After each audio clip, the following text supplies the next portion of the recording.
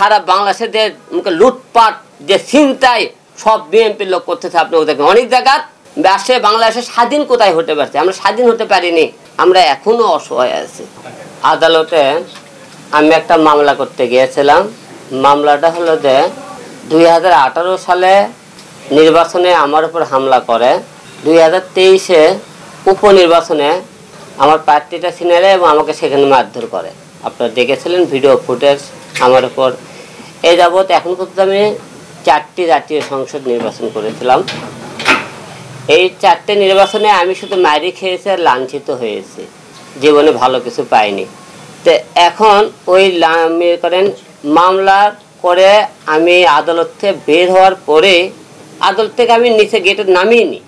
আচ্ছা, মামলা করতে গেছিলাম, আমার আসামি ছিল 1 নম্বর ওবায়দুল কাদের, 2 নম্বর ছিল আপনি হলে যে প্রধান নির্বাচন কমিশনার আব্দুল আউয়াল, এবং তারপরে মনে ছিল আমার প্রতিদ্বন্দ্বী প্রার্থী রিজাউল করিম তানসেন, রানা সহ মোট 39 জনের নামে আমরা মামলা করেছিলাম, আওয়ামী লীগের লোকজন যারা আমাকে মারধর করেছিল আর কি।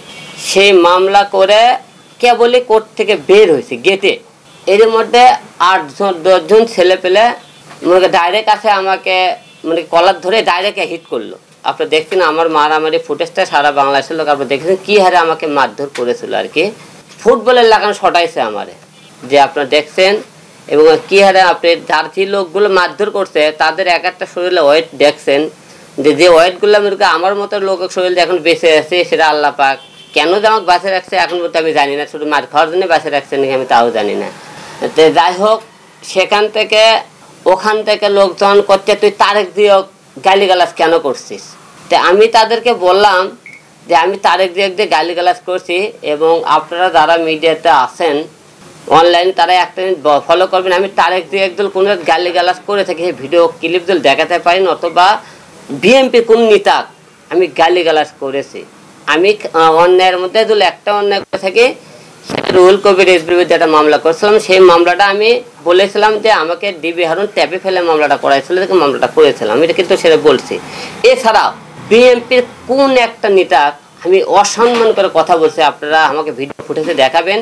এখন আমি বলে দালাল হয়ে গেছি, এখন হিরো আলম তুই করতে তুই দালাল হয়ে গেছি, তো এই হালাতে আমি বলে দালাল হয়ে গেছি, এখন বিএনপির বিরুদ্ধে কথা বলতেছি আমি দালাল হয়ে গেছি, এখন দালাল বলে আমাকে সবাই। এখন সেই মামলা করে পরে আমাকে তারা কিন্তু ওকে জোর করে কেউ কান ধরে উঠবস করেছে, আপনি দেখছিলেন এই অবস্থায়। তো আমি ওইকে ধরে আমাকে কিন্তু বিভিন্ন রকম মারছিলাম, এরকম ধরছিলাম, ওরা মনে করে আমার কান ধরে উঠবস করার চেষ্টা করছে, জোরকে শ্বাসে ধরে। তো স্বাধীন দেশে আমরা বলেছিলাম দেশ স্বাধীন হয়ে গেছে, মনে হয় আমরা স্বাধীন হয়েছি, সেটা কোন স্বাধীন আছে আমি জানি না, আমরা স্বাধীন হতে পারছি নাকি জানি না। যখন আওয়ামী লীগ সরকার ক্ষমতায় ছিল তারা একতরফায় আদালত দখল করছে, ইউনিভার্সিটি বলেন যে কোনো প্রতিষ্ঠান তাদের দখলে ছিল। বিএনপি আসার পরে আদালত দখল করছে, কারণ আমরা বিচার করবে নিতে যাই আদালতে, সেই আদালতে যদি মনে করেন বিচার করবে যায় তো সেখানে মানুষ সাক্ষী প্রমাণ অবস্থায় দেখেন মার খায়, মানুষ বিচার নিতে যাবে কোথায়? আদালতেও তো মানুষের নিরাপদ জায়গা পাইতেছে না, যে আমরা আদালতে নিরাপদ একটা জায়গা পেয়েছি, এই জায়গাতে আমরা নিরাপদ, সেখানে আমরা বিচার নিতে আমরা নিরাপদ না, সেখানেও একতরফা লোকজন আমাকে মারধর করে। এখানে অনেকে বলছে তারা আওয়ামী লীগের লোক তোর দরকার মারছে, এটা মিথ্যা কথা। ওখানে আওয়ামী লীগের একটা লোক ছিল, না হলে নুরুর নামে একটা ছেলে, কালো করে একটা ছেলে দেখে মারছে, সে ছিল আওয়ামী লীগের। আমরা একটা জিনিস দেখছি, যখন বিএনপি সরকার আওয়ামী লীগ সরকার ক্ষমতা ছিল, বিএনপির অনেক নেতা আওয়ামী লীগ হয়ে গেছিল, এখন বিএনপি ক্ষমতা থাকছে অনেক লোক আওয়ামী লীগ হয়ে গেছে, দেখবেন আওয়ামী লীগ হয়ে তারা মারধর করতেছে। কিন্তু অনেকে বলছে তারা বিএনপির লোক, আমি বিএনপির 1 নম্বর রনি, 2 নম্বর হলো যে মিজান, জাহাঙ্গীর, সবুজ, এইরকম মোট 8 জন লোক আমাকে ওটি মারধর করছে, এর মধ্যে 7 জন ছিল বিএনপি, এরা কথা বিএনপির না। আমার বাসা কিন্তু বগুড়া, আপনারা সবাই জানেন, বগুড়াতে আমি তাদের নাম খুঁজে খুঁজে বের করছি।